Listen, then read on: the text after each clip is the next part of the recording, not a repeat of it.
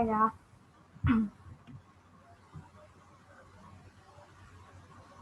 Assalamualaikum warahmatullahi wabarakatuh. Waalaikumsalam warahmatullahi wabarakatuh. Kita mulai perkuliahan hari ini. Sebelumnya, Alhamdulillahirrabbilalamin. Assalatu wassalamu ala asrafil anbiya'i wa mursalin wa ala alihi wa sahbihi rasulillahi ajma'in amma ba'du.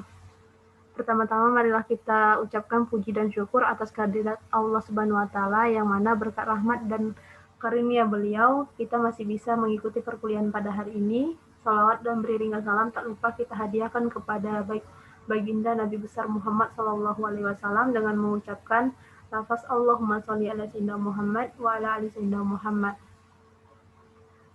Baiklah, kami dari kelompok 9 akan mempresentasikan materi kami mengenai pengendalian mikroba dalam kehidupan sehari-hari. Di sini saya sendiri, Aprilia Nadita, NIM 19231002, selaku moderator dengan 3 teman rekan saya, yaitu Heni Dwi Pratiwi, Rita Sari Fatimah, dan Utari Berliana.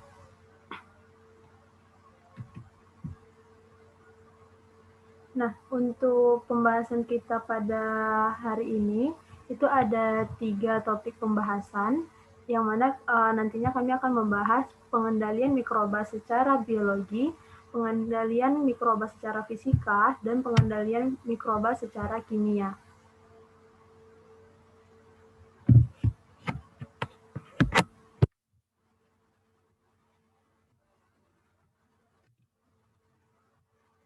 Nah, untuk materi yang pertama, itu mengenai pengertian dari mikroba itu pengendalian mikroba itu sendiri akan saya sampaikan. Pengendalian mikroba merupakan upaya pemanfaatan mikroba dalam mengoptimalkan keuntungan peran mikroba dan memperkecil kerugiannya. Mikroba selain memberikan keuntungan juga dapat memberikan kerugian pada manusia berupa penyakit dan racun. Pengendalian mikroba pada dasarnya adalah untuk menghambat dan mencegah pertumbuhan mikroorganisme. Pengendalian mikroorganisme berdasarkan 2 hal, yaitu dengan membunuh mikroorganisme dan menghambat pertumbuhan mikroorganisme. Pengendalian mikroorganisme bertujuan untuk menekan reproduksi mikroba, sehingga dengan pengendalian mikroorganisme kita dapat mencegah penyebaran penyakit dan infeksi, membasmi mikroorganisme pada inang yang terinfeksi dan mencegah pembusukan dan perusakan bahan oleh mikroorganisme dengan cara membunuh mikroorganisme atau membuat kondisi yang membuat mikroorganisme tidak dapat tumbuh. Membunuh dan membatasi pertumbuhan mikroorganisme khususnya sangat penting dalam penyediaan dan pemeliharaan untuk keamanan makanan.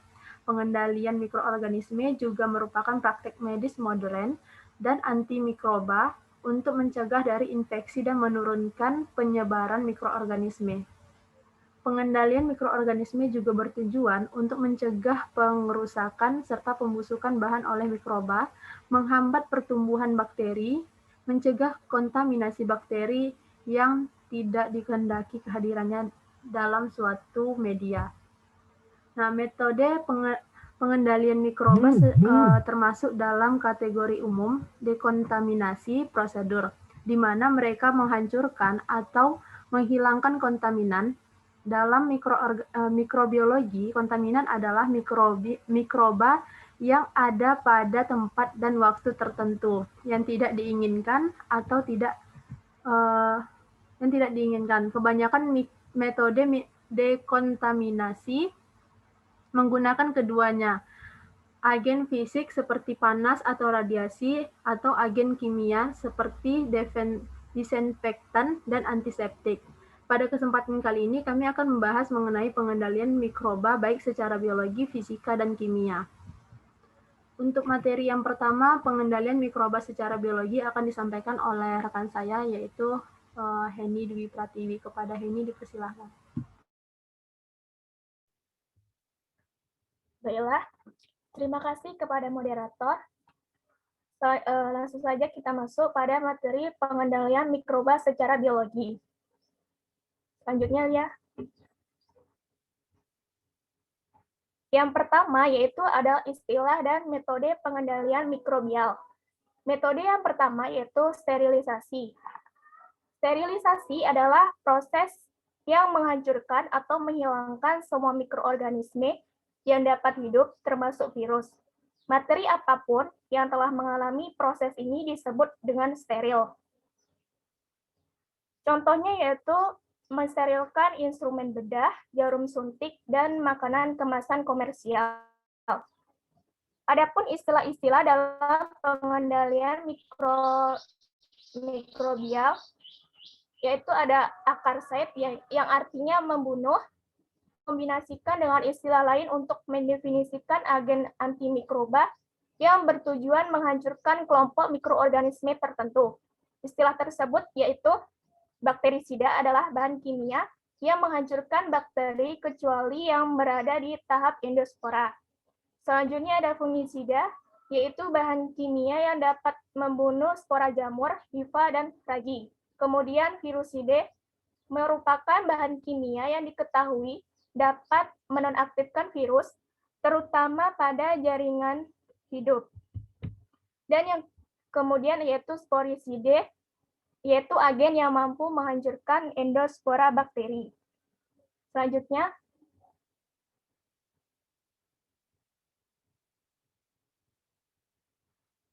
metode yang kedua yaitu germisida.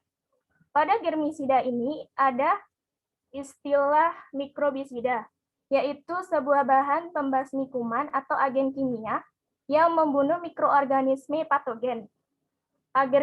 Agermisida dapat digunakan pada benda mati atau pada jaringan hidup, tetapi biasanya tidak dapat membunuh sel mikroba yang resisten. Selanjutnya adalah metode desinfeksi. Proses desinfeksi adalah menghilangkan produk berbahaya mikroorganisme yang beracun dari bahan. Disinfektan biasanya digunakan hanya pada benda mati karena dalam konsentrasi tertentu dapat menjadi racun bagi manusia ataupun hewan. Contoh dari desinfeksi ini adalah merebus peralatan makanan yang digunakan oleh orang sakit dan merendam termometer dalam larutan yodium di sela-sela penggunaan. Dan yang metode terakhir itu ada antisepsis. Sepsis didefinisikan sebagai pertumbuhan mikroorganisme dalam tubuh atau adanya racun mikroba dalam darah dan jaringan lain. Maka antisepsis adalah senyawa yang menghambat atau memperlambat pertumbuhan mikroorganisme. Contohnya menyiapkan kulit sebelum sayatan bedah dengan senyawa yodium dan mencuci tangan biasa dengan sabun anti kuman. Selanjutnya ada metode yang mengurangi jumlah mikroorganisme. Metode yang pertama yaitu sanitasi. Sanitasi adalah teknik pembersihan apapun yang secara mekanis menghilangkan mikroorganisme bersama dengan sisa makanan untuk mengurangi tingkat kontaminan. Contohnya yaitu sanitasi udara dengan lampu ultraviolet, mengurangi udara di ruangan rumah sakit, klinik hewan, dan instalasi laboratorium. Contoh lainnya yaitu peralatan masak, piring, botol, kaleng, dan pakaian bekas yang sudah dicuci dan dikeringkan mungkin tidak sepenuhnya bebas dari mikroba, namun dianggap aman untuk pemakaian normal. Kemudian mengenai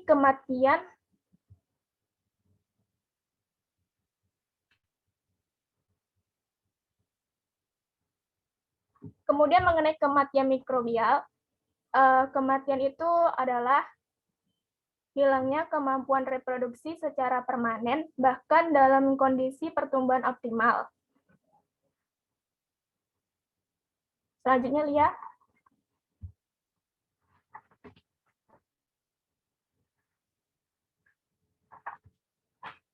Adapun faktor yang mempengaruhi aksi agen antimikroba. Yang pertama, jumlah mikroorganisme, di mana beban yang lebih tinggi kontaminan membutuhkan lebih banyak waktu untuk menghancurkan. Itu dapat dilihat pada grafik gambar B.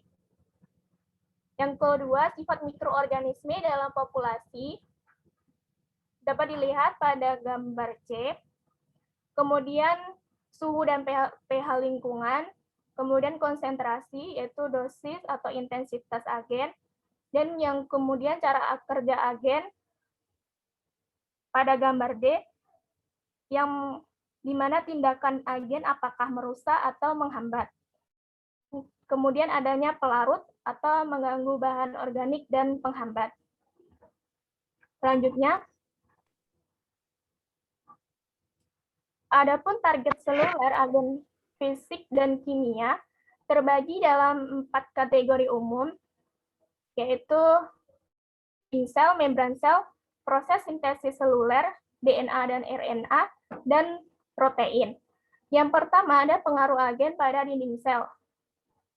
Dinding sel menjaga integritas struktural sel, bakteri, dan jamur. Beberapa jenis zat kimia merusak dinding sel dengan menghalangi sintesisnya, mencerna atau menghancurkan permukaannya. Beberapa obat antimikroba seperti penisilin dapat mengganggu sintesis dinding sel pada bakteri. Selain itu, deterjen dan alkohol juga dapat mengganggu dinding sel, terutama pada bakteri gram negatif. Kemudian pengaruh agen pada membran sel. Itu contohnya seperti deterjen surfaktan bekerja sebagai agen mikrobisidal karena menurunkan tegangan permukaan membran. Surfaktan ini molekul polar dengan daerah hidrofilik dan hidrofobik yang secara fisik mengelapis daerah hidrofobik internal membran. Nah, dapat dilihat pada gambar D, yaitu cara kerja surfaktan pada membran sel. Surfaktan yang masuk ke dalam lapisan lipoidal mengganggu dan membuat saluran abnormal yang mengubah permeabilitas dan menyebabkan kebocoran baik ke dalam maupun keluar sel. Selanjutnya,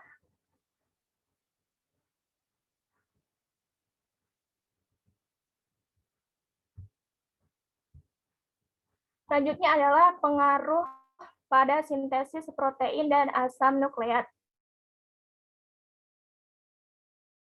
Pada protein ini disintesis pada ribosom melalui proses kompleks yang disebut translasi. Nah, antibiotik chloramphenicol mengikat ribosom bakteri dengan cara yang menghentikan pembentukan ikatan peptida. Sebagian besar agen yang memblokir sintesis protein adalah obat yang digunakan dalam terapi antimikroba.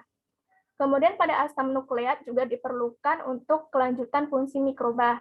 Radiasi gamma, ultraviolet, atau X menyebabkan mutasi yang mengakibatkan inaktivasi DNA secara permanen. Bahan kimia seperti formaldehida dan etilen oksida juga mengganggu fungsi DNA dan RNA. Kemudian pengaruh agen pada fungsi protein. Salah satu cara protein dapat didenaturasi adalah melalui koagulasi oleh panas lembab. Bahan kimia seperti pelarut organik, alkohol dan asam, dan juga fenolat juga membekukan protein. Agen antimikroba lainnya seperti ion logam menempel pada situs aktif protein dan mencegahnya berinteraksi dengan substrat yang benar. Terlepas dari mekanisme, pastinya kehilangan fungsi protein normal dapat segera menghentikan. Dapat dilihat pada gambar di samping, cara kerja yang mempengaruhi fungsi protein. Mula-mula pada gambar A, keadaan asli fungsional dipertahankan oleh ikatan yang membuat situs aktif sesuai dengan substrat. Beberapa agen mengubah sifat protein dengan memutus semua atau beberapa ikatan sekunder dan tersier yang hasilnya adalah gambar B dan gambar C yang ikatannya acak dan lipatan yang salah. Kemudian pada gambar D, beberapa agen bereaksi dengan gugus fungsi di situs aktif dan mengganggu pengikatan. Selanjutnya,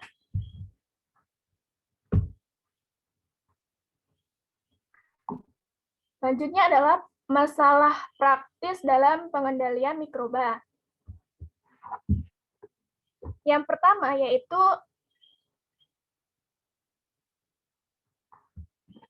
apakah aplikasi memerlukan sterilisasi atau apakah desinfeksi memadai? Dengan kata lain, haruskah spora dihancurkan atau apakah perlu untuk hanya menghancurkan patogen vegetatif? Yang kedua, apakah item tersebut akan digunakan kembali atau dibuang secara permanen? Jika akan dibuang, maka metode tercepat dan paling murah harus dipilih. Yang ketiga, jika akan digunakan kembali, dapatkah barang tersebut tahan terhadap panas, tekanan, radiasi, atau bahan kimia? Yang keempat, apakah metode kontrol cocok untuk aplikasi tertentu? Misalnya radiasi ultraviolet adalah agen sporisida yang baik, tetapi tidak akan menembus bahan padat. Atau dalam kasus bahan kimia, akankah itu meninggalkan residu yang tidak diinginkan? Yang kelima, akankah agen menembus sejauh yang diperlukan? Dan yang keenam, apakah metode ini hemat biaya dan tenaga dan apakah aman? Mungkin itu materi dari saya kembalikan kepada moderator. Baiklah, terima kasih ke Henny yang telah menyampaikan materi tentang pengendalian mikroba secara biologi. Selanjutnya kita akan masuk ke materi pengendalian mikroba secara fisika yang akan disampaikan oleh Saudari Utari. Kepada Utari dipersilahkan. Baik, terima kasih kepada moderator. Materi selanjutnya adalah pengendalian mikroba secara fisika. Lanjut ya.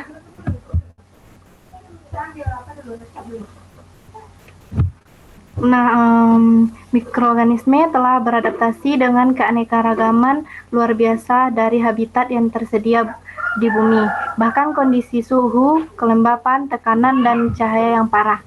Untuk mikroba yang biasanya bertahan dalam kondisi fisik yang ekstrim seperti itu, kita akan melakukan upaya pengendalian mungkin tidak akan banyak berpengaruh.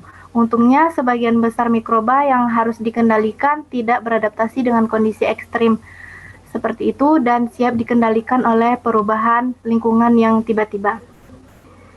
Yang paling menonjol di antara agen fisika antimikroba adalah panas, di mana panas agen pengendalian mikroba itu terbagi atas dua, panas lembab dan panas kering. Panas lembab terjadi dalam bentuk air panas, air mendidih atau uap, atau yang diuapkan dalam praktiknya. Suhu panas lembab biasanya berkisar antara 60 derajat Celcius hingga 135 derajat Celcius. Seperti yang akan kita lihat selanjutnya. Panas kering itu menunjukkan udara dengan kandungan kelembapan rendah yang telah dipanaskan oleh api atau kumparan panas listrik. Dalam praktiknya, suhu panas kering berkisar dari 160 derajat Celcius hingga beberapa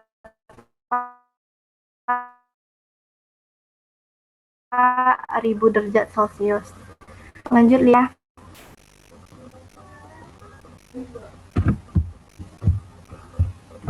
Nah, kita akan membahas yang pertama dulu, panas lembab. Panas lembab itu bekerja lebih cepat dibandingkan panas kering.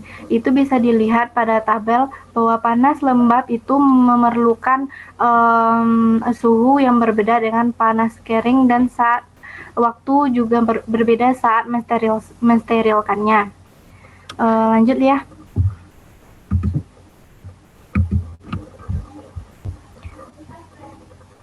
Nah, di sini teman-teman bisa melihat salah satu pengaplikasian dari panas lembab atau panas kering yang bisa dilihat perbandingannya. Di sini ada pada tabel yang sebelah kiri itu ada waktu kematian termal sebagai endospora.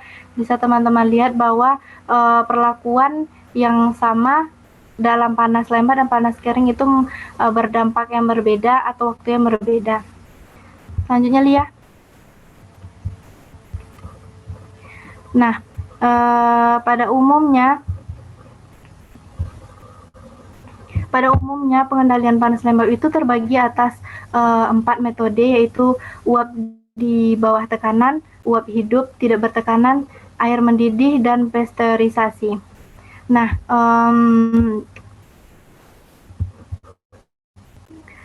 kita akan membahas satu persatu terlebih dahulu, yaitu uap di bawah tekanan. Lanjut, Lia.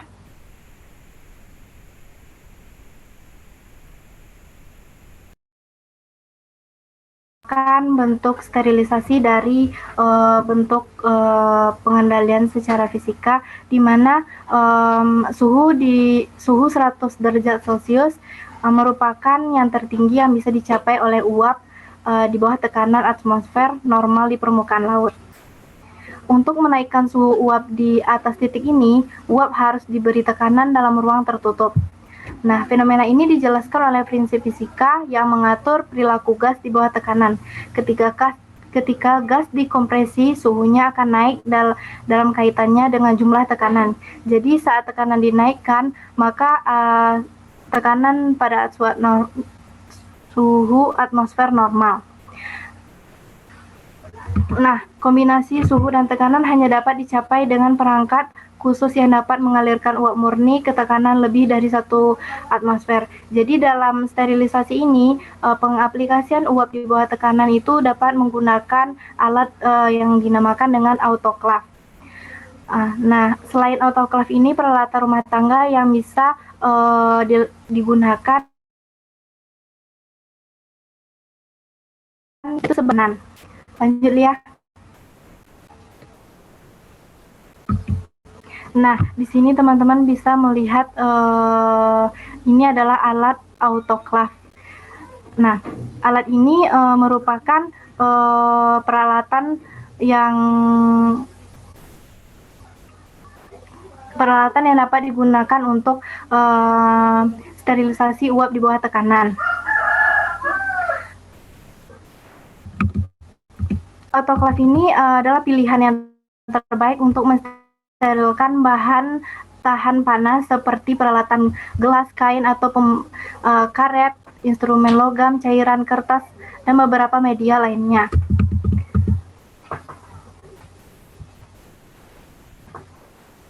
Lanjut, ya. Nah, selain autoclave tadi, kita juga dapat menggantikannya dengan sterilisasi yang tidak bisa tidak dapat menahan suhu tinggi autoclave yang terlalu tinggi. Bisa digunakan sterilisasi intermediate atau tidalization. Ini adalah bisa digunakan ketika suatu zat tertentu yang tidak dapat menahan suhu tinggi autoclave. Teknik ini membutuhkan ruang untuk menampung bahan dan reservoir untuk mendidihkan air. Benda-benda di dalam ruangan tersebut akan bertekanan uap yang mengalir bebas selama 30 hingga 60 menit. Sterilisasi intermediate ini paling sering digunakan untuk memproses media kultur yang peka terhadap panas, seperti yang mengandung serum, telur, atau karbohidrat, atau yang dapat terurai pada suhu yang lebih tinggi, dan beberapa makanan kaleng lainnya. Lanjutnya, Lia. Nah, bentuk lain dari selanjutnya yaitu adalah desinfeksi, di mana desinfeksi ini bentuk pertamanya adalah air yang mendidih.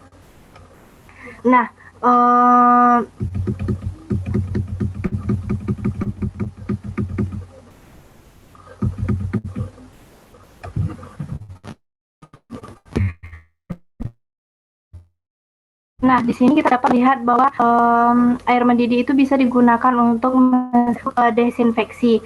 Bahwa air mendidih memaparkan bahan ke air mendidih selama 30 menit akan membunuh sebagian besar patogen atau non berbentuk spora, termasuk spesies resisten seperti tuberkel, bacillus, dan staphylococcus. di mana di rumah kita biasanya menggunakan air mendidih yang cukup untuk membersihkan dan mendesinfeksi bahan-bahan untuk bayi, persiapan makanan dan perkakas, perlengkapan tidur dan pakaian dari kamar mandi, dari kamar sakit. Nah, kekurangan dari penggunaan air mendidih ini untuk desinfeksi adalah bahwasannya ketika setelah kita keluarkan dari air mendidih atau setelah kita desinfeksi dan kita biarkan dalam ruangan terbuka, maka itu akan terkombinasi ulang saat dikeluarkan. Selanjutnya, Lia.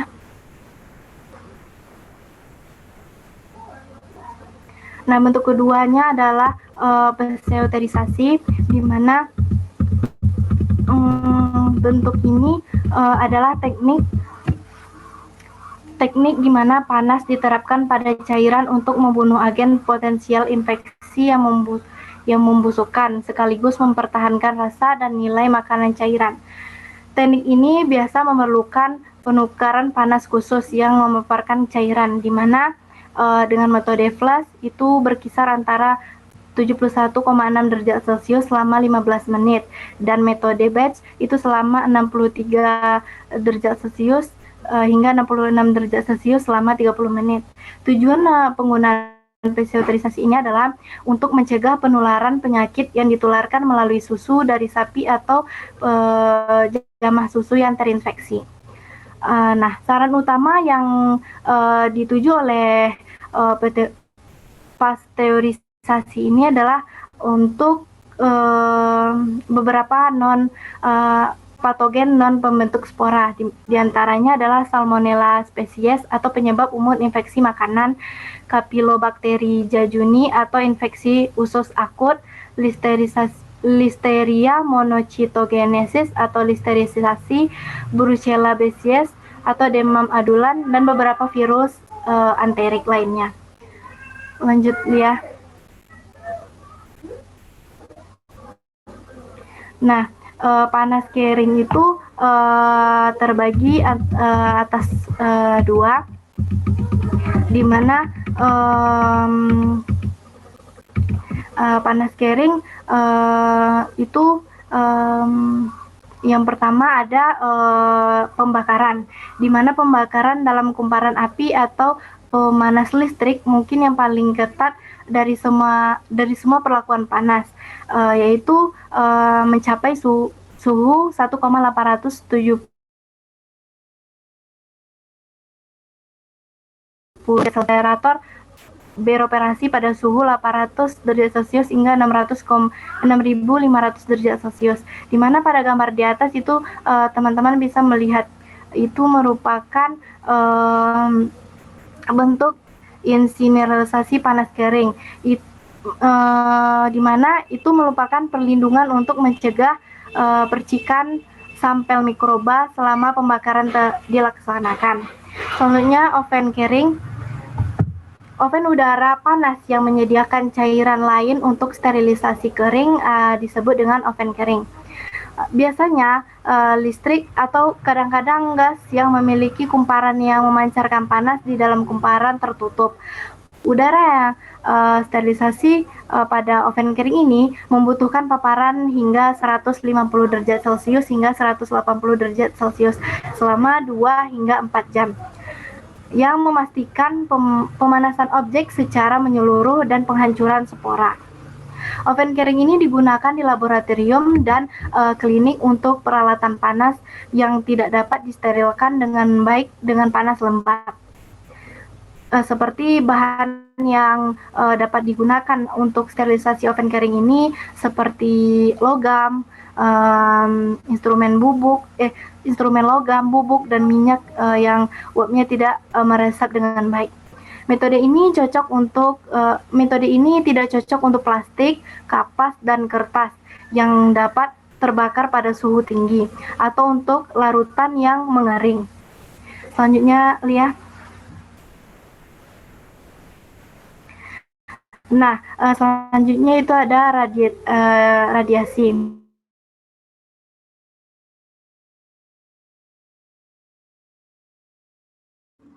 Sari, suaranya hilang. Kecepatan melalui. Lanjut, Sari, lanjut. Gimana ya? Oh, iya. Radiasi sebagai agen pengendali mikroba ini adalah energi yang dipancarkan dari aktivitas atom dan disalurkan dengan kecepatan tinggi melalui materi atau ruang, di mana radiasi ini dapat berperilaku sebagai gelombang ataupun sebagai partikel, tergantung pada kondisinya.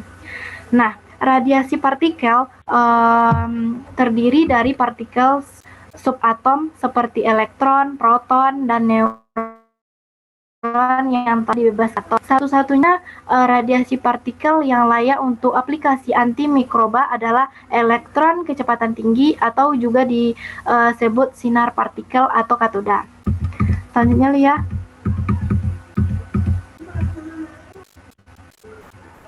Nah, radiasi itu ada yang ionisasi dan non-ionisasi. Yang ionisasi secara sterilisasi itu dapat teman-teman lihat pada gambar bahwa ini merupakan ada radiasi elektromagnetik yang digunakan dalam pengendaliannya. Panjang gelombang yang terdapat pada sinar gamma dan X adalah bentuk radiasi pagion yang paling mudah diatur dan dipraktiskan. Pada sterilisasi ini, itu contohnya adalah reaksi pagion yang akan kita bahas pada slide selanjutnya. Lanjut Lia. Nah, reaksi pagion ini adalah reaksi yang digunakan untuk pada radiasi, di mana diantaranya itu adalah sinar gamma, sinar X, dan sinar katoda. Selama beberapa tahun terakhir, radiasi pagion ini menjadi lebih aman, lebih ekonomis untuk digunakan, dan aplikasinya telah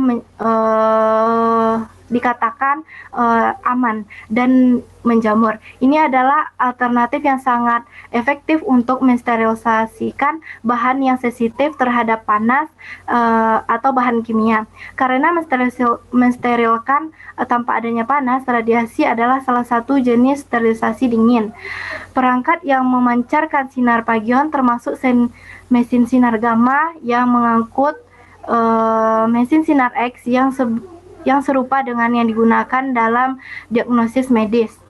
Nah, di sini teman-teman bisa perhatikan pada gambar, itu ada reaksi pagion dari sinar gamma, sinar X, dan sinar katoda.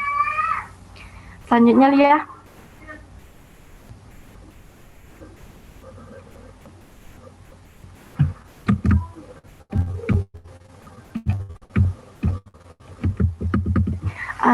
Gambar ini merupakan sterilisasi dengan radiasi pagion, di mana ini merupakan mesin yang menggunakan radiasi sebagai sumber radiasi gamma untuk mensterilkan buah, sayuran, daging, ikan, dan rempah-rempah lainnya.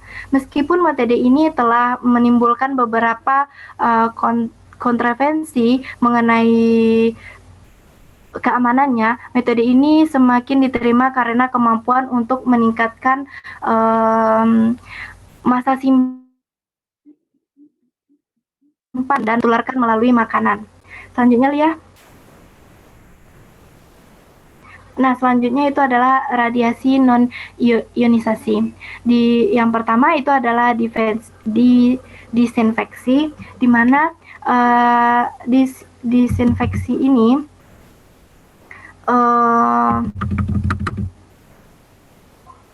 contohnya itu adalah sinar ultraviolet, di mana sinar ultraviolet ini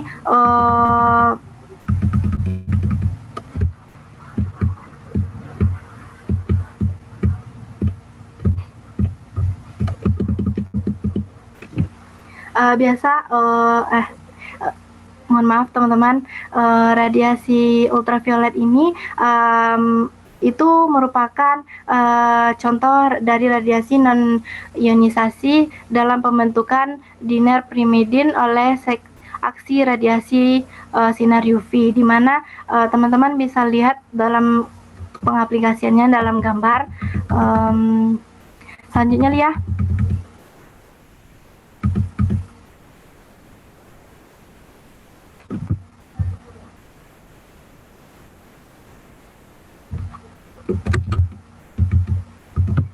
Nah, aplikasi radiasi ultraviolet ini bisa diaplikasikan melalui lampu anti kuman yang dapat mengurangi konsentrasi mikroba di udara sebanyak 99%. Di mana sistem perawatan ultraviolet ini bisa untuk disinfeksi air limbah. Air yang mengalir melalui rak lampu UV dan terkena radiasi UV, sistem ini memiliki kapasitas beberapa juta galon per hari dan dapat digunakan sebagai alternatif klorinasi. Seperti yang terlihat pada gambar itu bahwasannya pengaplikasian perawatan dari ultraviolet untuk disinfeksi air limbah. Selanjutnya, Lia. Nah, sterilisasi dengan filtrasi itu ada yang berupa aplikasi sterilisasi filtrasi, di mana filtrasi adalah metode yang efektif untuk menghilangkan mikroba dari udara dan cairan. Radiasi ultraviolet pada cairan memerlukan peralatan khusus untuk menyebarkan cairan menjadi film tipis mengalir yang langsung terkena lampu. Metode ini dapat digunakan untuk pengolahan air minum. Aplikasi sterilisasi filtrasi ini digunakan untuk menyiapkan cairan yang tidak tahan panas, termasuk serum dan produk darah lainnya. Pengaplikasiannya itu bisa teman-teman lihat pada gambar. Selanjutnya, Lia. Nah, selain manfaat yang dapat kita dapatkan dari ultraviolet tadi, juga ada kelemahannya. Kelemahan utama dari UV itu adalah ketika pemaparan yang berlebihan, seperti pemaparan sinar matahari yang terlalu panas atau terlalu lama, di mana itu akan menyebabkan terjadinya penyakit, berdampak pada penyakit kulit, sakit mata, dan adanya flek-flek hitam pada kulit kita. Yang kelemahan lainnya itu adalah bahwa daya penetrasinya sangat buruk, yaitu bisa melalui bahan padat seperti kaca, logam, kain, plastik, dan kertas. Hanya itu yang dapat saya sampaikan. Saya kembalikan kepada moderator. Terima kasih saya ucapkan kepada Saudari Utari yang telah menyampaikan materi tentang pengendalian mikroba secara fisika. Selanjutnya kita masuk ke pengendalian mikroba secara kimia yang akan disampaikan oleh Saudari Rita. Kepada Rita dipersilahkan. Baik, terima kasih kepada moderator. Materi selanjutnya yaitu pengendalian mikroba secara kimia. Lanjut, Lia. Pengendalian mikroba secara kimia ini sudah muncul sebagai ilmu pengetahuan yang serius di awal tahun 1800-an, ketika seorang dokter menggunakan larutan kapur dan iodium klorida untuk mengobati luka dan untuk mencuci tangan mereka sebelum operasi. Faktor yang mengontrol efek germisida bahan kimia ini meliputi diantaranya adalah sifat mikroorganisme yang dirawat, yang kedua, sifat bahan yang dirawat, yang ketiga, tingkat kontaminasi, yang keempat, waktu pemaparan, dan yang kelima adalah kekuatan serta aksi kimiawi dan dari germisida. Selanjutnya, lihat.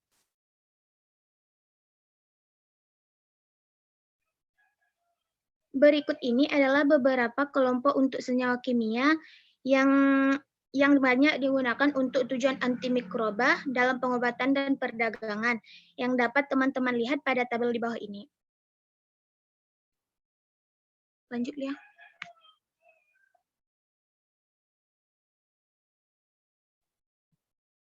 Selanjutnya yaitu bahan kimia mikroba halogen, di mana halogen adalah fluor, brom, klor, dan yodium, sekelompok unsur logam non-logam yang pada umumnya terdapat pada mineral air laut dengan garam.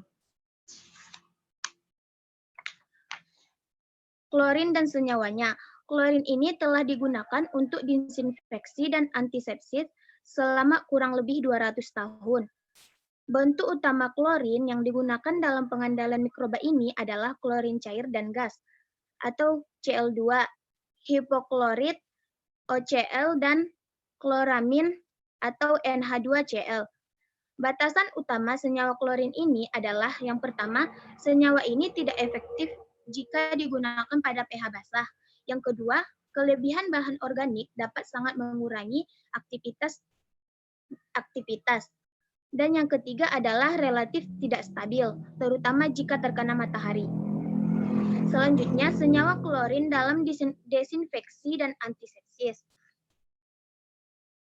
Senyawa klorin dalam desinfeksi dan antiseptis berbentuk gas dan klorin cair, yang digunakan hampir secara eksklusif untuk desinfeksi skala besar air minum, limbah dan air limbah dari sumber pertanian maupun industri. Klorinasi dengan konsentrasi 0,6 hingga 1,0 bagian per juta bagian air akan memastikan bahwa air aman untuk diminum. Klorin ini akan menghilangkan air dari sebagian besar mikroorganisme vegetatif patogen tanpa terlalu mempengaruhi rasanya. Selanjutnya,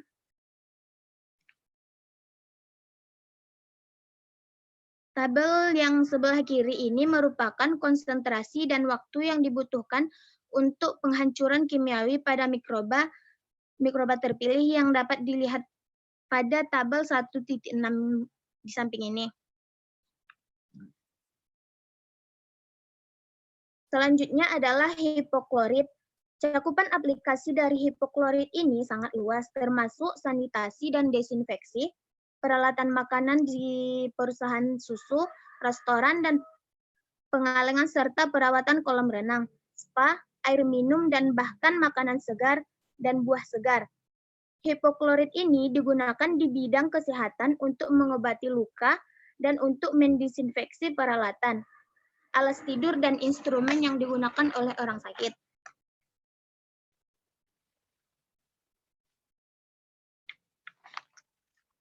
Selanjutnya yaitu kloramin. Kloramin atau dikloramin halason yang lebih sering digunakan sebagai alternatif klorin murni dalam pengolahan pasokan air. Selain itu, kloramin ini juga berfungsi sebagai pembersih dan disinfektan dan untuk merawat luka dan permukaan kulit. Selanjutnya, lihat.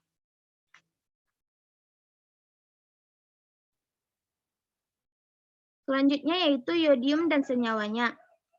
Yodium adalah bahan kimia hitam tajam yang membentuk larutan berwarna coklat ketika dilarutkan dalam air atau alkohol. Semua kelas mikroorganisme akan dibunuh oleh yodium jika konsentrasi dalam waktu pemaparan yang tepat digunakan. Yodium yang dua sediaan yodium utama adalah diantaranya yodium gratis dan dalam larutan tion atau I2, dan yang kedua adalah iodophors. Aktivitas yodium ini tidak terlalu berpengaruh oleh bahan organik dan pH seperti klorin. Selanjutnya adalah iodophors. Iodophors ini adalah kompleks yodium dan polimer netral seperti polivinil alkohol. Formulasi ini memungkinkan pelepasan yodium bebas secara perlahan dan meningkatkan tingkat penetrasi. Produk iodophors ini seperti yang dipasarkan itu seperti betadine, povidone, dan isodin yang mengandung 2-10% dari yodium yang tersedia. Selanjutnya, lihat. Selanjutnya adalah fenol dan turunannya. Fenol atau asam karbolat adalah senyawa tajam dan beracun yang berasal dari distilasi distilasi tar batu bara yang pertama kali diadopsi oleh Joseph Lister pada tahun 1867 sebagai pembedahan germisida. Fenol juga adalah bahan kimia antimikroba utama sampai fenoloat lain dengan efek toksik dan iritasi yang lebih sedikit dikembangkan. Larutan fenol sekarang hanya digunakan dalam kasus terbatas tertentu, tetapi tetap menjadi satu standar yang digunakan untuk menilai desinfektan fenolik lainnya.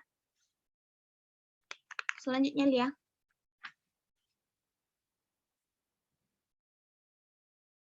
Zat yang secara kimiawi berhubungan dengan fenol sering disebut dengan fenolat.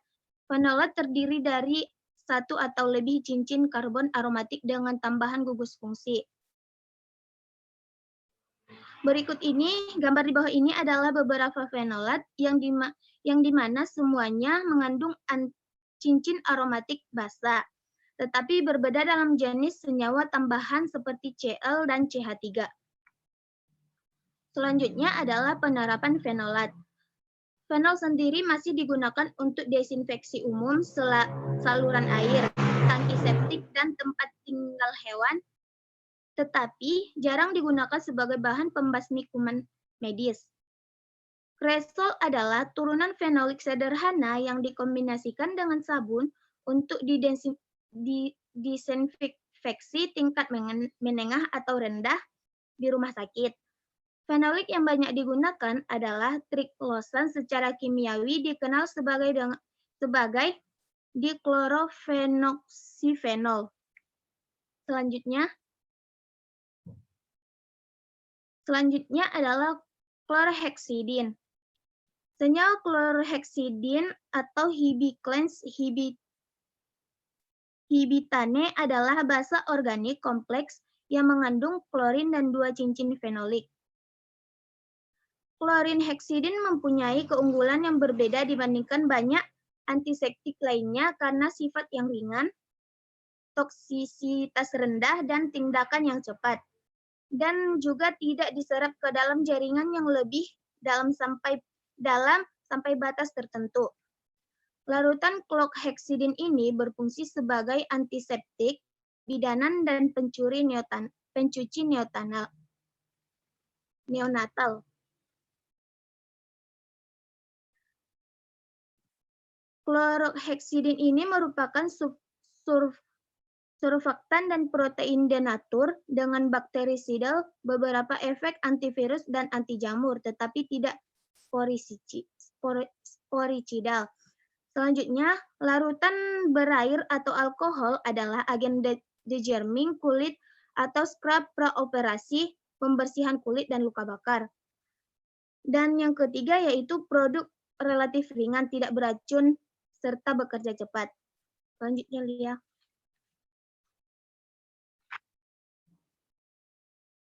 Selanjutnya adalah alkohol sebagai agen antimikroba. Alkohol adalah hidrokarbon tak berwarna dengan satu atau lebih kelompok fungsional OH. Alkohol termasuk etil dan isopropil, biasanya dalam larutan 50–95%. Yang pertama, bertindak sebagai surfaktan untuk melarutkan lipid membran dan protein membeku, bekerja pada sel vegetatif, bakteri, dan jamur, tetapi tidak sporisida. Yang kedua, etil alkohol, di mana larutannya yaitu 70–95% adalah pembasmi kuman di klinik laboratorium, dan juga digunakan di rumah untuk degerming, desinfeksi tingkat rendah, dan sanitasi. Yang ketiga adalah alkohol isopropil memiliki kegunaan yang serupa meskipun lebih beracun dan kurang aman karena uapnya ini dapat mempengaruhi sistem saraf secara merugikan. Selanjutnya, Lia. Selanjutnya adalah hidrogen peroksida. Hidrogen peroksida atau HEO2 adalah cairan kaustik tidak berwarna yang terurai dengan adanya cahaya, logam atau katalase menjadi air dan gas oksigen. Hidrogen peroksida tersedia dalam larutan lemah 3% sampai kuat 25% yang menghasilkan radikal bebas hidroksil yang sangat aktif dan merusak protein dan molekul DNA. Juga terurai menjadi air dan O2 gas yang bisa menjadi racun bagi anaerob. Solusi kuat bersifat sporisida. Adapun aplikasi hidrogen peroksida yang pertama adalah 3% hidrogen peroksida digunakan untuk antisepsis kulit dan luka, perawatan infeksi selaput lendir, dan disinfeksi peralatan. Yang kedua adalah 6-25% dapat digunakan untuk mensterilkan peralatan. Dan yang ketiga terurai dengan adanya cahaya dan katalase. Selanjutnya, Lia.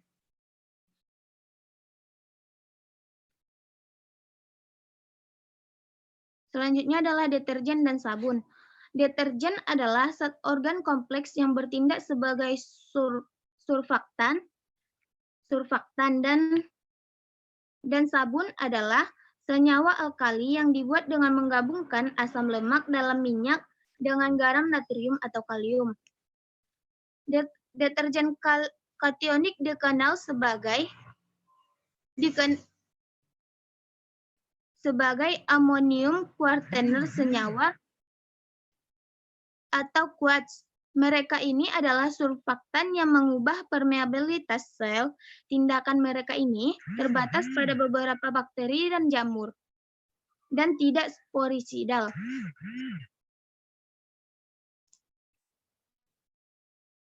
Selanjutnya adalah benzalkonium dan cetilviridium kloridas adalah quartz yang digunakan dalam desinfeksi lingkungan sebagai pembersih di klinik dan industri makanan dan juga sebagai pengawet. Sabun tidak terlalu mikrobisidal, tetapi berfungsi dalam menghilangkan lemak dan tanah secara mekanisme pada kulit, peralatan, dan permukaan lingkungan. Selanjutnya, sabun tidak merusak tuberculobacillus atau virus hepatitis B dan dinonaktifkan oleh bahan organik dalam jumlah besar. Sekian materi dari saya kembalikan kepada moderator. Baiklah, terima kasih kepada Rita yang telah menyampaikan materi mengenai pengendalian mikroba secara kimia. Nah, saya akan melanjutkan untuk materi pengendalian mikroba secara kimia. Di sini ada senyawa logam. Berbagai bentuk unsur logam seperti merkuri, perak, emas, tembaga, arsen, dan seng telah diterapkan dalam pengendalian mikroba pada beberapa abad. Ini sering disebut sebagai logam berat karena berat atomnya yang relatif tinggi. Namun dari daftar ini hanya olahan yang mengandung merkuri dan perak yang masih memiliki arti penting sebagai pembasmi kuman.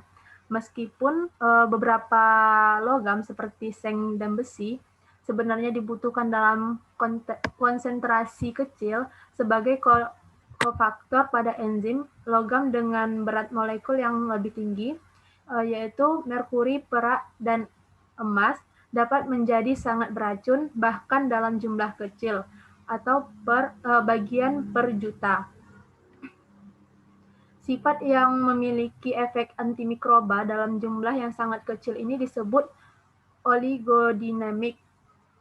Pembasmi kuman logam berat mengandung garam logam, anorganik atau organik, dan mereka datang dalam bentuk larutan encer,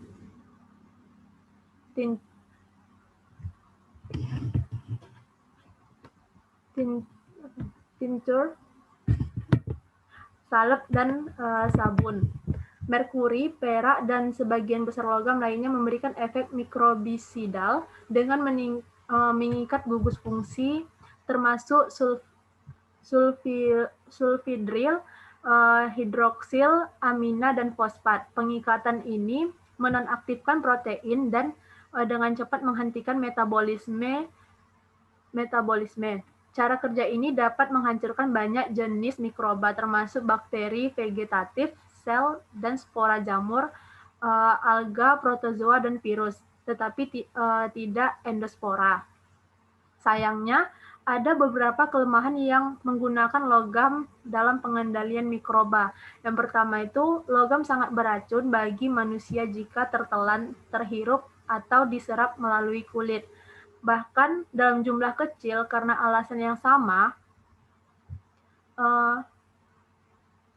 bahwa logam beracun bagi sel mikroba. Yang kedua, biasanya menyebabkan reaksi alergi, dan yang ketiga, cairan dan limbah biologis dalam jumlah besar menetralkan dan menekan tindakannya. Dan yang terakhir, keempat, mikroba dapat mengembangkan tahanan terhadap logam. Pertimbangan kesehatan dan lingkungan telah secara dramatis mengurangi penggunaan senyawa antimikroba logam dalam kedokteran gigi, perdagangan, dan pertanian. Yang pertama di sini kan senyawa logam berat termasuk larutan tincture merkuri dan perak bekerja dalam pengenceran tinggi atau aksi oligodinamik dan mengendapkan protein, bersifat germisidal, tetapi tidak sporisidal. Yang pertama, tinctur merkuri organik atau timerosal nitromersol adalah antiseptik dan pengawet kulit. Larutan perak nitrat. Yang kedua, larutan perak nitrat digunakan sebagai antiseptik topikal. Salep perak sulfadiazin dapat mencegah infeksi luka bakar. Preparat koloid perak digunakan untuk kumur mulut dan mata. Yang terakhir, larutan logam sangat beracun, menyebabkan alergi dan dinetralkan oleh zat organik.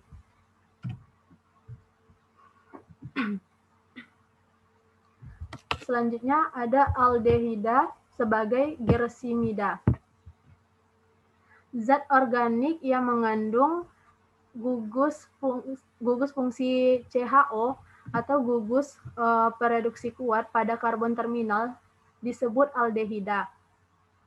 Beberapa zat umum seperti gula dan beberapa lemak secara teknis adalah aldehida. Dua aldehida yang paling sering digunakan dalam pengendalian mikroba adalah glutaraldehid dan formaldehid. Nah, di sini teman-teman bisa melihat gambar berikut merupakan gambar tindakan dari glutaraldehid, di mana glutaraldehid adalah cairan asam kuning dengan bau ringan. Dua gugus aldehid molekul mendukung pembentukan polimer. Mekanisme aktivitasnya melibatkan molekul protein penghubung silang di permukaan sel. Dalam proses ini asam amino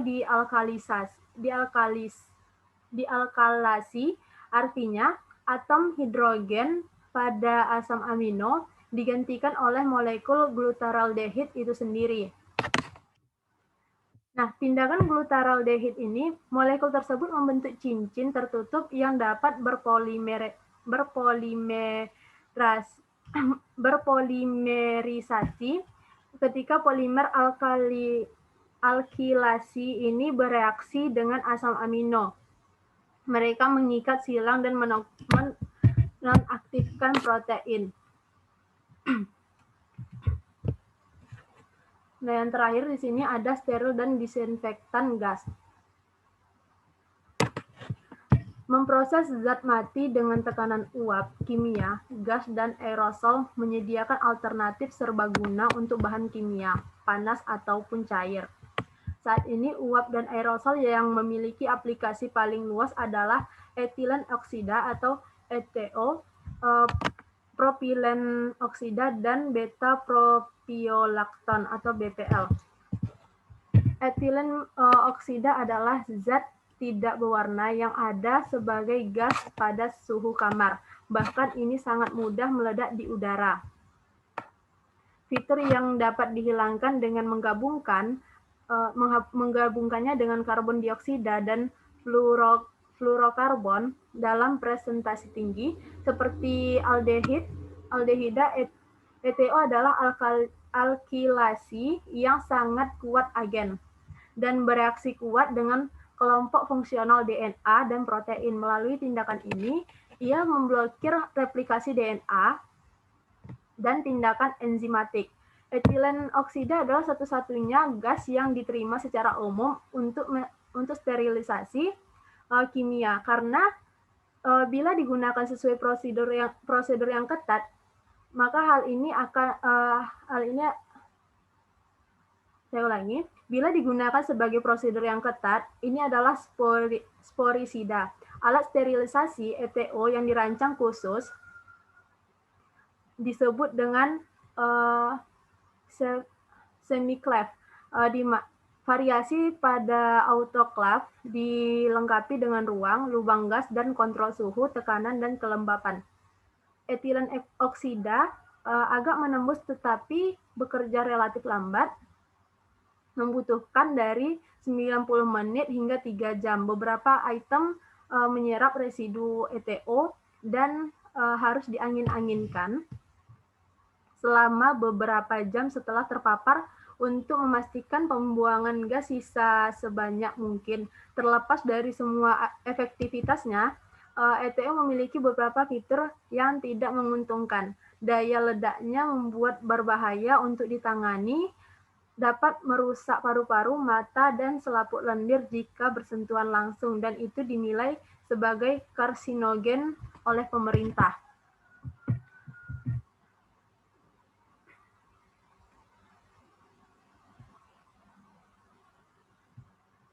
Baiklah, sekian materi yang dapat kami sampaikan. Selanjutnya, sebelumnya Bu izin bertanya.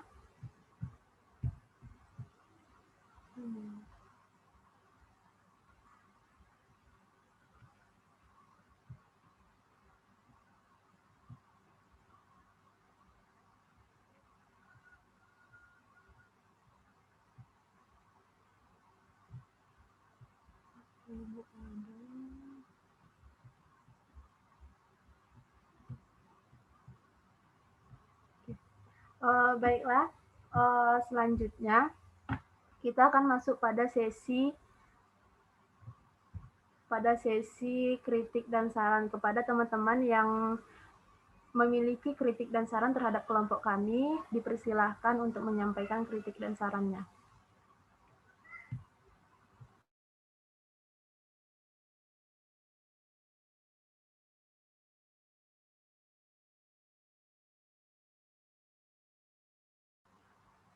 Sekali lagi, saya ulangi, apakah ada teman-teman yang ingin memberikan kritik dan saran? Jika ada, dipersilahkan.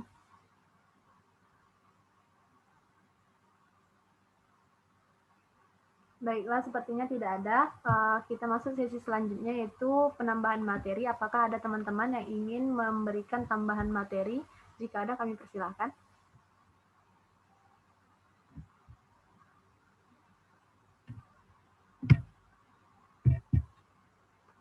Sepertinya tidak ada juga.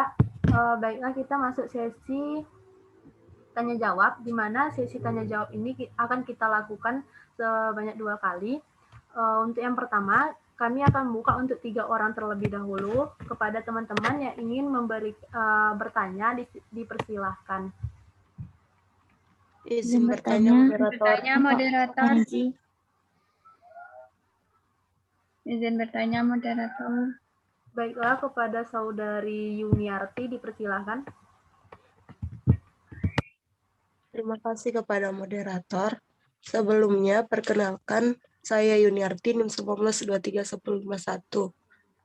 Pertanyaan saya, Coba kelompok penyaji jelaskan perbedaan pengendalian mikroba secara biologi dan pengendalian mikroba secara kimia. Terima kasih.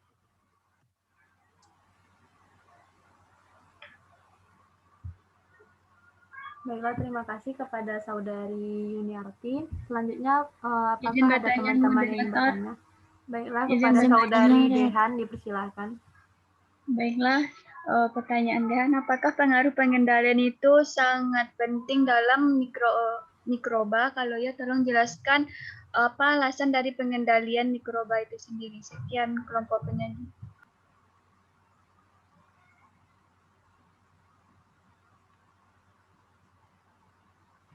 Baiklah, terima kasih kepada Dehan yang telah bertanya. Selanjutnya, apakah ada teman-teman yang ingin Izin bertanya? bertanya, moderator. Iya, Titania, dipersilahkan. Bertanya, moderator. Baiklah, perkenalkan nama saya Titania Yulianto, NIM 19231047.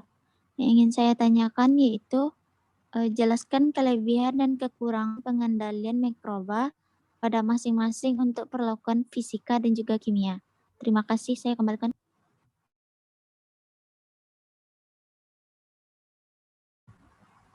Baiklah, terima kasih kepada Titania yang telah bertanya. Baiklah teman-teman semuanya, kami izin meminta waktu kepada teman-teman lebih kurang sekitar 5 menit untuk mencari jawaban dari pertanyaan teman-teman sekalian. Apakah diizinkan? Diizinkan, Lia. Baiklah, terima kasih.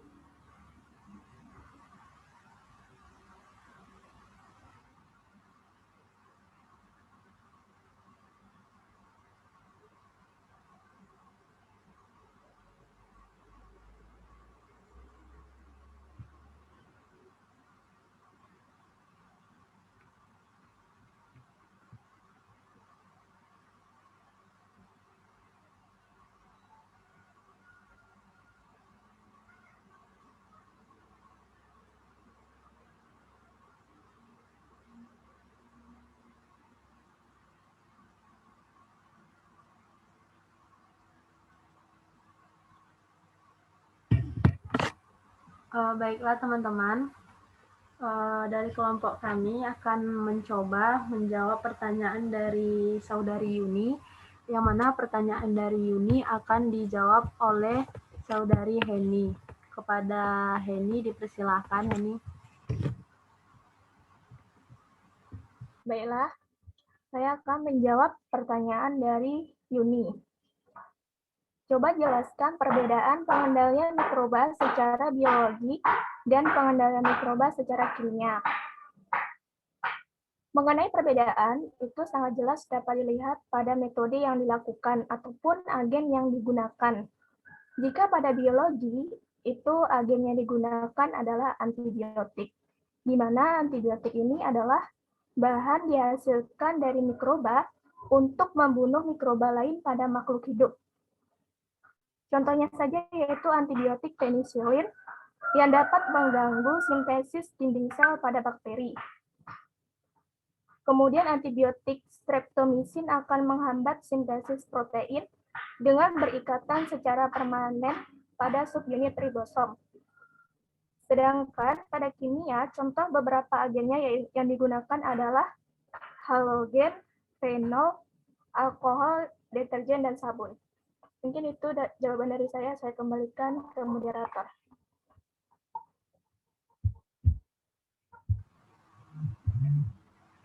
Baiklah, terima kasih Heni yang telah menjawab pertanyaan dari Yuni. Selanjutnya, apakah ada dari teman-teman yang ingin menambahkan jawaban? Jika ada, dipersilakan.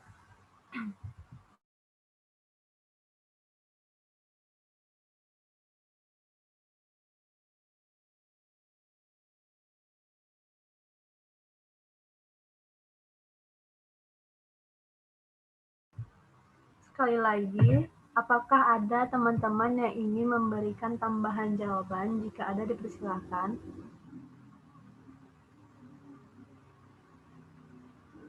Baiklah, jika tidak ada, kami akan melanjutkan menjawab pertanyaan dari saudari Dehan, yang mana pertanyaan dari Dehan akan saya jawab sendiri. Yang mana pertanyaannya, apakah pengaruh pengendalian itu sangat penting dalam mikroba? Kalau iya, tolong jelaskan apa alasan dari pengendalian mikroba itu sendiri. Apakah seperti itu, Dehan? Iya, benar. Baiklah. Pengendalian mikroba sangat penting dilakukan karena ada beberapa alasan utama dan sangat penting dalam pengendalian mikroba tersebut. Yang pertama yaitu mencegah penyebaran penyakit dan infeksi. Mikroorganisme seperti bakteri, virus, jamur memiliki dampak berbahaya apabila tidak terkontrol, seperti TBC yang disebabkan oleh bakteri, influenza yang disebabkan oleh virus, dan masih banyak penyakit lainnya yang apabila dibiarkan dapat menimbulkan kematian. Yang kedua, membasmi mikroorganisme pada inang yang terinfeksi. Tidak hanya manusia, hewan, bahkan tanaman pun dapat terinfeksi oleh mikroorganisme. Untuk itu, perlu dilakukan pencegahan agar tidak menyebar ke tanaman lainnya. Yang ketiga, mencegah pembusukan dan perusakan bahan oleh mikroorganisme. Ada kalanya pembusukan dan perusakan oleh mikroorganisme sangat dibutuhkan dalam hal pembuatan pupuk kompos. Tapi ada kalanya juga tidak diinginkan, misalnya perusakan atau pembusukan salah satu jaringan tubuh yang dapat menimbulkan kecacatan. Untuk itu perlu dicegah. Sekian jawaban yang dapat saya sampaikan. Selanjutnya kepada teman-teman, apakah ada yang ingin menambahkan jawaban untuk pertanyaan Dehan? Jika ada, kami persilahkan.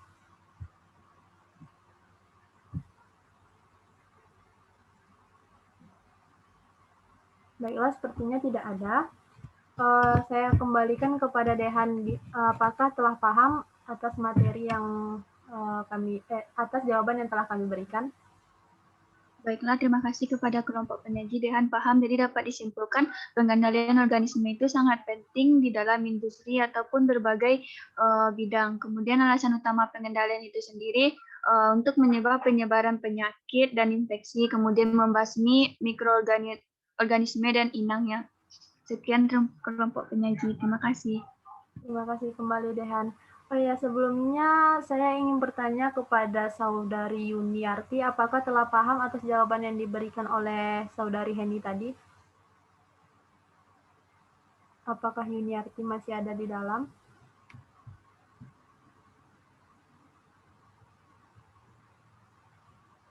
Baiklah, sepertinya terkendala jaringan ya.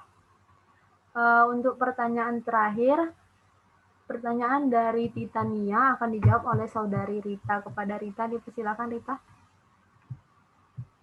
Baik, terima kasih moderator.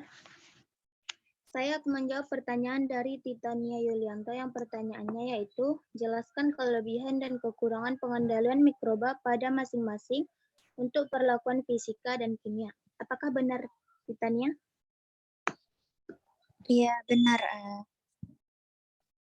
Baik.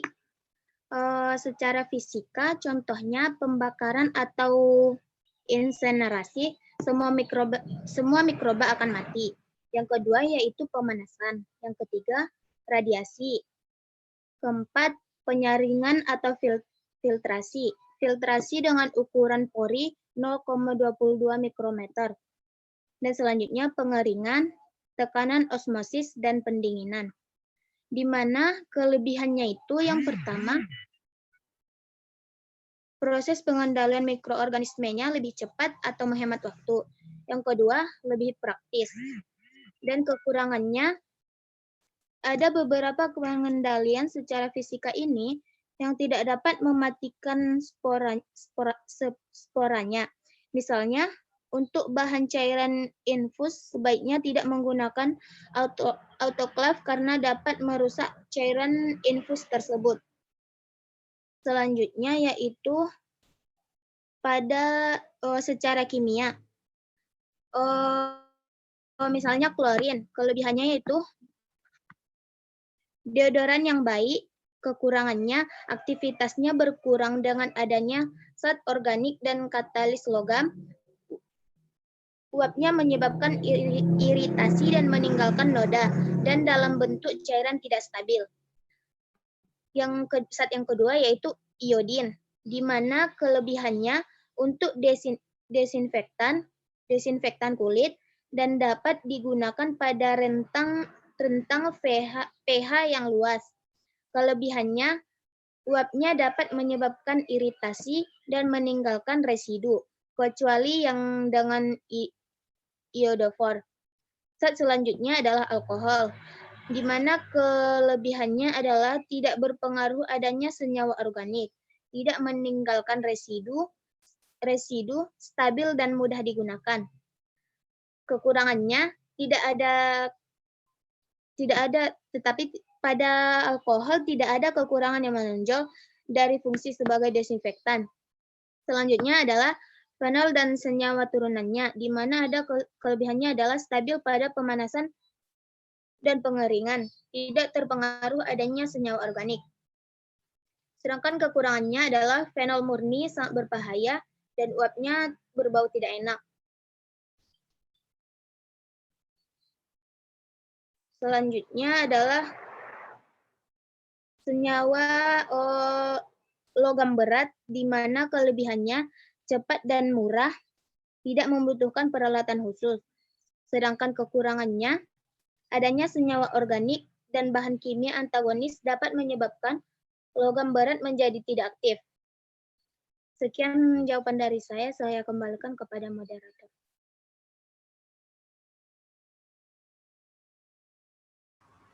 Baiklah, terima kasih Rita yang telah menjawab pertanyaan dari Ayah. Di sini saya ingin bertanya kepada teman-teman, apakah ada yang ingin menambahkan jawaban dari pertanyaan Ayah? Jika ada, dipersilahkan.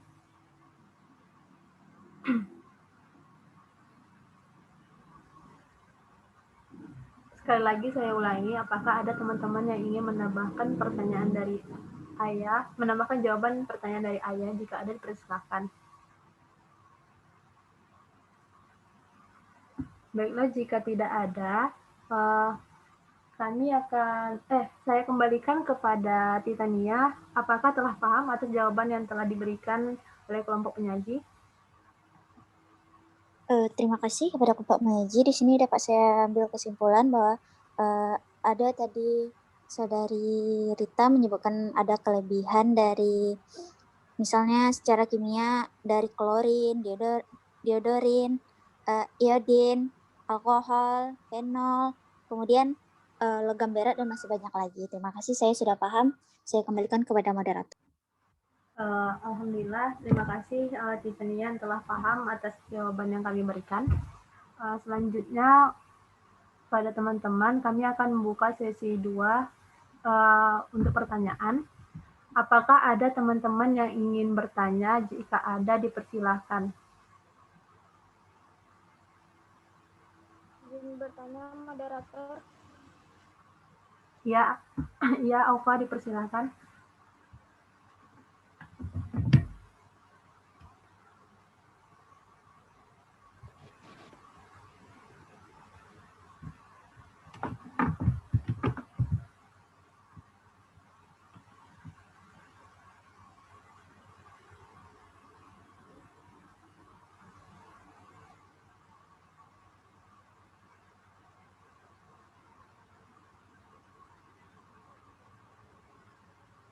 Kepada Aufa, dipersilahkan.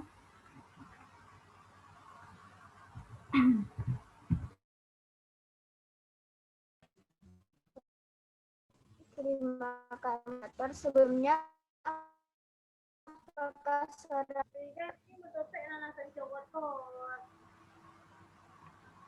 suaranya tidak terlalu jelas, Aupa. Mungkin kalau terkendala sama jaringannya bisa dikirim di room chat aja pertanyaannya.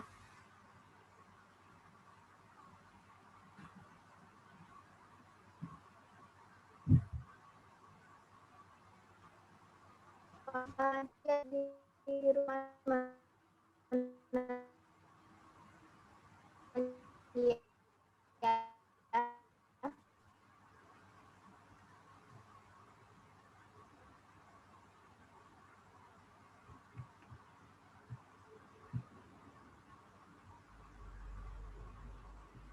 Sepertinya jaringan Aufa terkendala ya. Pak Aufa-nya udah keluar. Mungkin nanti untuk Aufa bisa dikirimkan aja di room chat ya. Selanjutnya untuk teman-teman apakah ada yang ingin bertanya?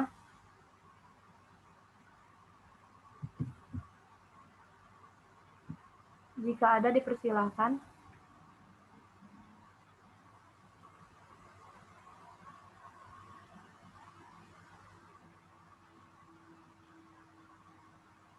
Izin bertanya, moderator. Iya, Jihan dipersilahkan.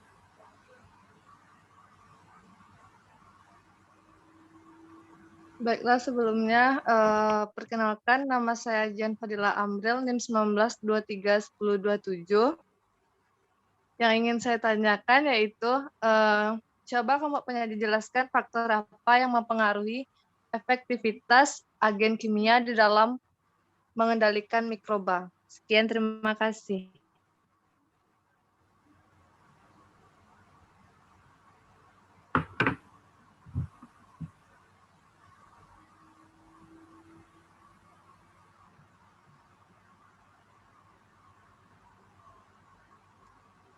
Baiklah, terima kasih Jihan yang telah bertanya. Selanjutnya, apakah masih ada teman-teman yang ingin bertanya? Jika ada, kami persilahkan.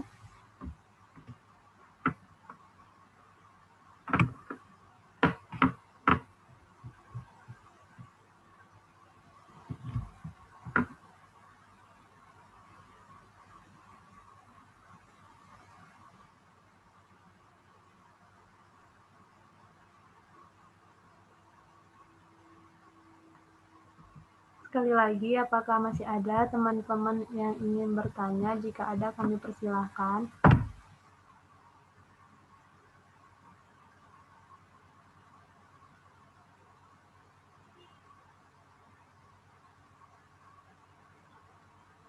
Baiklah, sepertinya tidak ada. Baiklah teman-teman, di sini kami akan mencoba menjawab pertanyaan dari Jihan, yang mana pertanyaannya, faktor apa saja yang mempengaruhi efektivitas agen kimia di dalam mengendalikan mikroba? Pertanyaan Jihan akan dijawab oleh Heni. Pada Heni, persilakan. Baiklah, langsung saja saya jawab pertanyaan dari Jihan, yaitu faktor apa saja yang mempengaruhi efektivitas. Oke, langsung saja saya jawab. Ada beberapa faktor yang mempengaruhi efektivitas agen kimia dalam mengendalikan mikroba, yaitu konsentrasi agen kimia yang digunakan semakin tinggi. Semakin tinggi konsentrasinya, maka semakin meningkat. Waktu kontak, semakin lama bahan tersebut kontak dengan bahan yang disterilkan, maka hasilnya akan semakin baik. Yang kedua, sifat dan jenis mikroba. Mikroba yang berkapsul dan berspora resisten dibandingkan yang tidak berkapsul dan berspora. Kemudian adanya bahan organik dan ekstra. Adanya bahan-bahan organik dapat menurunkan agen kimia. Kemudian pH atau derajat keasaman. Efektivitas bahan kimia dapat berubah seiring dengan perubahan.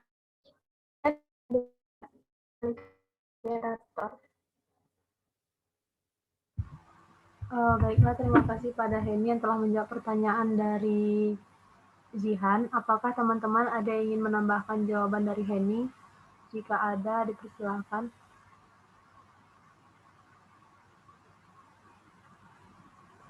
Saya ulangi sekali lagi, apakah ada teman-teman yang ingin menambahkan jawaban dari Heni? Jika ada, dipersilahkan. Baiklah, sepertinya tidak ada. Saya kembalikan kepada Saudari Jihan sebagai penanya, apakah telah paham atas jawaban yang telah kami berikan? Baik, terima kasih kepada moderator. Saya cukup paham dengan penjelasan dari saudari Nita. Sekian, terima kasih. Baiklah. Berhubung yang pada sesi kedua ini baru satu orang yang bertanya dan Aufadila belum mengirimkan pertanyaannya karena masih terkendala jaringan. Ada kesempatan untuk satu orang lagi yang ingin bertanya kepada teman-teman yang ingin bertanya, dipersilahkan. Izin bertanya moderator.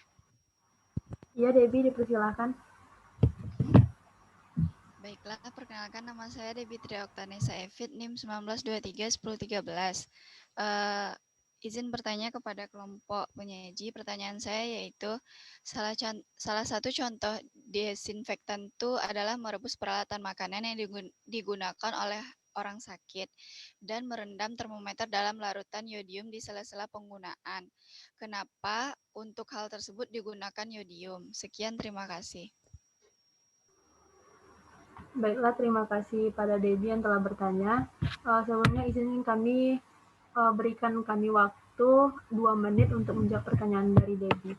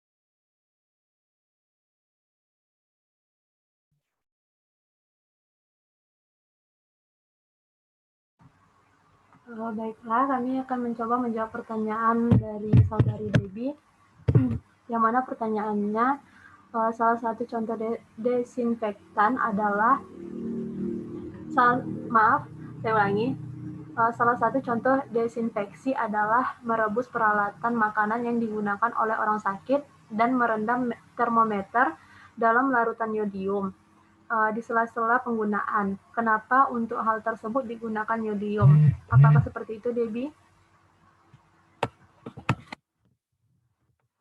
Iya, Lia. Baiklah, saya akan menjawab pertanyaan dari Debbie. Karena yodium dengan cepat menembus sel-sel mikroorganisme yang ternyata mengganggu berbagai metabolisme berfungsi dengan mengganggu hidrogen dan disulfida ikatan protein atau mirip dengan klorin. Tindakan ini dilakukan untuk menghilangkan semua mikroorganisme kecuali endospora, bakteri pada benda mati. Sekian jawaban yang dapat saya sampaikan. Selanjutnya saya ingin bertanya pada teman-teman, apakah ada yang ingin menambahkan jawaban dari pertanyaan Debbie? Jika ada, dipersilakan.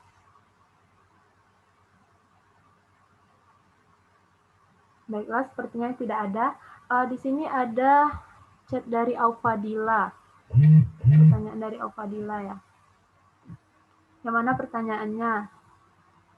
Sebutkan cara untuk mengendalikan jumlah populasi mikroorganisme. Baiklah, terima kasih Aufadila yang telah bertanya. Untuk pertanyaan Al-Fadila mungkin bisa dijawab langsung oleh Saudari Utari Berliana. Kepada Tari dipersilahkan.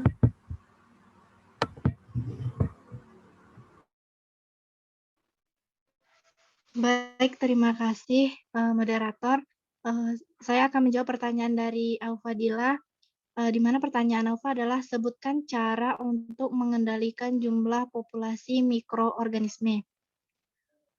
Nah, saya akan menjawab, ada beberapa cara untuk mengendalikan jumlah populasi mikroorganisme. Salah satunya, kita dapat melakukan pengendalian mikroba secara fisik, di mana diantaranya yaitu yang pertama, suhu tinggi dan kelembapan yang tinggi merupakan hal yang paling efektif dalam pengendalian mikroorganisme.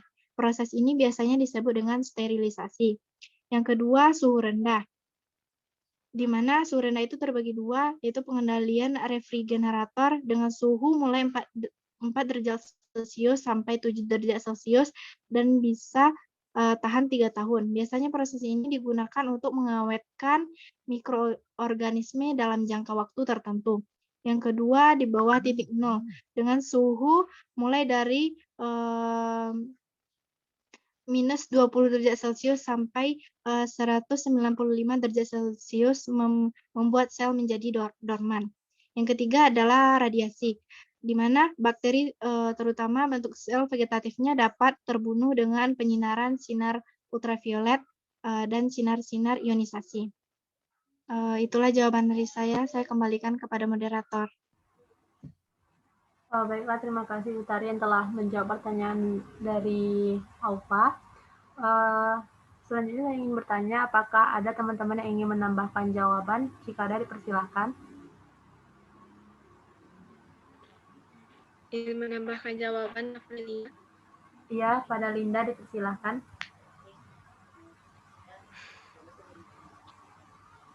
Baiklah, terima kasih. Perkenalkan, nama saya Agus Harlinda, NIM 19231022. Baiklah, di sini saya ingin menambahkan jawaban dari pertanyaan Aufadila mengenai cara-cara untuk mengendalikan jumlah populasi mikroba. Nah, adapun cara-caranya diantaranya pertama yaitu cleaning atau kebersihan dan sanitasi. Cleaning dan sanitasi sangat penting di dalam mengurangi jumlah populasi bakteri pada suatu ruang atau tempat, yang mana prinsip cleaning dan sanitasi adalah menciptakan lingkungan yang tidak dapat menyediakan sumber nutrisi bagi pertumbuhan mikroba sekaligus membunuh sebagian besar populasi mikroba. Yang kedua yaitu desinfeksi, yaitu proses pengaplikasian bahan kimia terhadap peralatan, lantai, dinding, ataupun lainnya untuk membunuh sel vegetatif mikrobial. Selanjutnya yaitu ada antiseptis, yaitu merupakan aplikasi senyawa kimia yang bersifat antiseptis terhadap tubuh untuk melawan infeksi atau mencegah pertumbuhan mikroorganisme dengan cara menghancurkan atau menghambat aktivitas mikroba.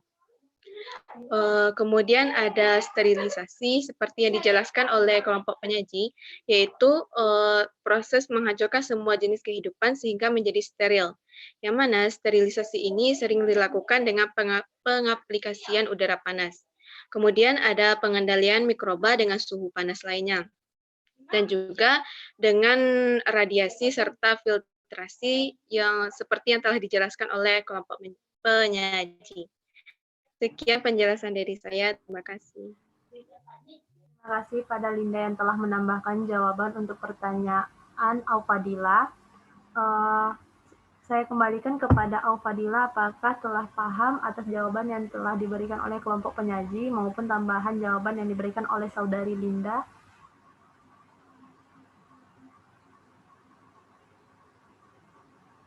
Alhamdulillah, baiklah. Mohon maaf sebelumnya tadi saya ketinggalan bertanya pada Debbie apakah telah paham atas jawaban yang telah diberikan oleh kelompok penyaji. Baiklah, terima kasih kepada kelompok penyaji yang telah menjawab pertanyaan dari Debbie. Debbie paham. Alhamdulillah, terima kasih kepada teman-teman yang telah berpartisipasi dalam diskusi kita kali ini. Dengan berakhirnya sesi tanya jawab ini, maka berakhir pula lah acara kita pada hari ini. Kami dari kelompok penyaji mohon maaf apabila terdapat kata yang salah dalam penyampaian materi maupun penambahan jawaban. Kami ucapkan maaf yang sebesar-besarnya. Kami akhiri dengan wabillahi taufiq wal hidayah. Wassalamualaikum warahmatullahi wabarakatuh.